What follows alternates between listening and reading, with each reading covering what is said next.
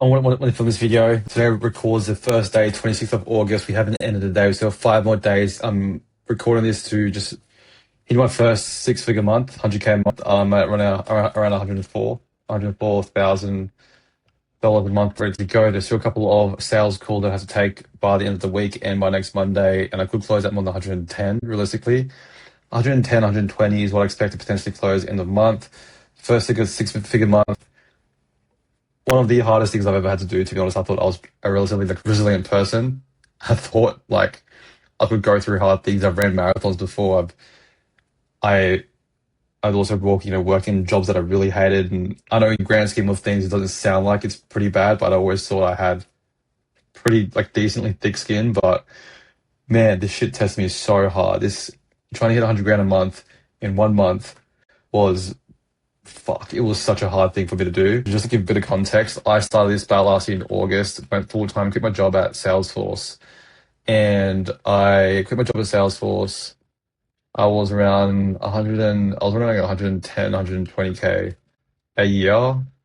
Before that, I was working in banking. I was around 140, 145K base a year plus bonus, but I never got the bonus because I never stayed more than years, I don't think, or a year and a half. I quit after 1 year because I just hated it. And I pretty much left to start my agency in August, went full time, went to Europe in July, August, came back August. August it was, I was around 10K a month. August, September, October, November, December. September I remember this month specifically, I did around 20K a month, and then October was I kind of rocketed here. I did like 50K a month. This is when I first actually discovered paid ads, actually. So when I started running paid ads, it was pretty crazy. And actually, when you go back in my YouTube videos, you actually see me first discovering paid ads.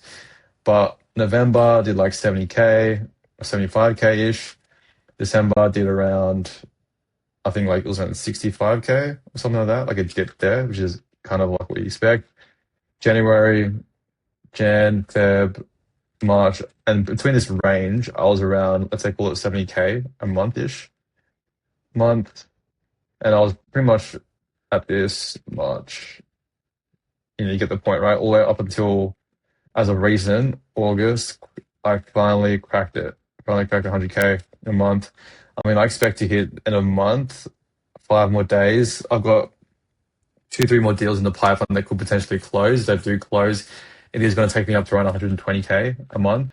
Um, yeah, I think this is, man, one of the hardest things I've ever had to do. Now, what you don't see is obviously when I was there is a testimonial video of me with one of my initial mentors from the early stages, and his name was Liam Casey. And on his video testimonial, let me show you here. Liam Casey.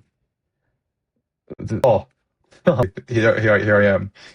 10K to 173K in 4 months.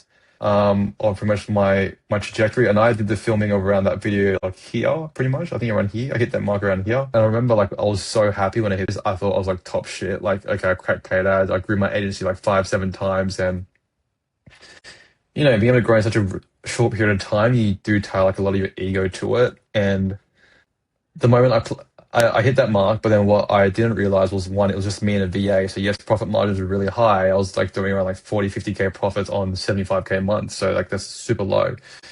But then having to do everything yourself, I hated communicating with clients and just having to tell them the same thing over and over again. So I tried hiring my first CSM here, tried hiring my first CSM in these roles, and I let go of I think like three, four CSMs now, and I had to pay them out. I had to sell them out. One CSM I had to actually pay out $18,000 for a $7,000 role. That's because I didn't write out my contracts clearly, and then made the same mistake. Well, it wasn't the exact same mistake, but then I made another mistake a second time, where I thought I covered myself by letting them go and writing in like a clause on like immediate termination, but because I didn't do it properly, they were able to loop around it and claim that they were like essentially that I owed them a settlement. Now this was around so in bad hires, I've probably spent 30 to 50K on bad hires. That's all the hiring. That's the cost involved with like the ads. That's not even including the time it took me to train them up, and potentially the clients are lost because of the CSMs I was trying to hire and rehire for.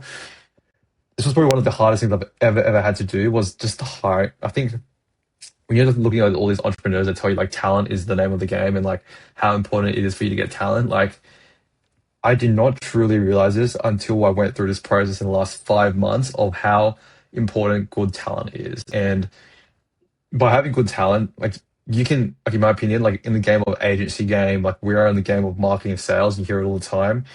Like we literally all do the same thing. Everyone in our space does lead gen, does call center, whatever it is, niches, decks, bathrooms, whatever it is, med spas. We all do the same thing, right? But realistically, on another front, we do the same thing, but to the clients that we are meant to look different. So that is, in a sense, like what game we're playing is that it's just a matter of how good you are in terms of what type of salespeople you have in the team, how good your talent is, and you're in a sense in a marketing and sales game. So I think the biggest thing is definitely learning how to hire good talent, knowing what good talent looks like. I'm still trying to figure that out. I'm still trying to find good talent right now, like all the time.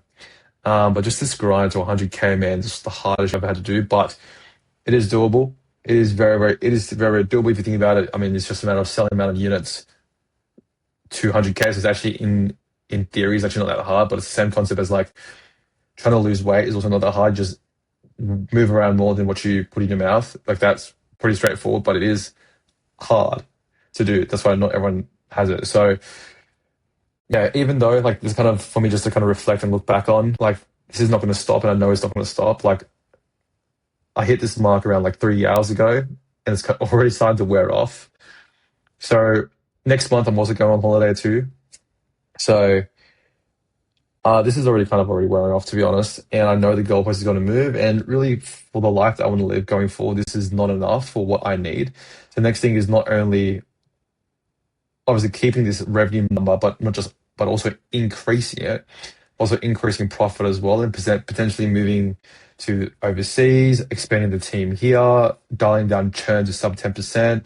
Right now, it's between 15 to 20, because again, 15-20% churn is going to keep you stuck at some level for a period of time, and for you to grow net month on month, churn is something that does have to come down to 10%, and a big part of that is going to be calling client leads. So the next part obviously is getting the call center, because anyone can just come into the niche, copy what you're doing, and yeah.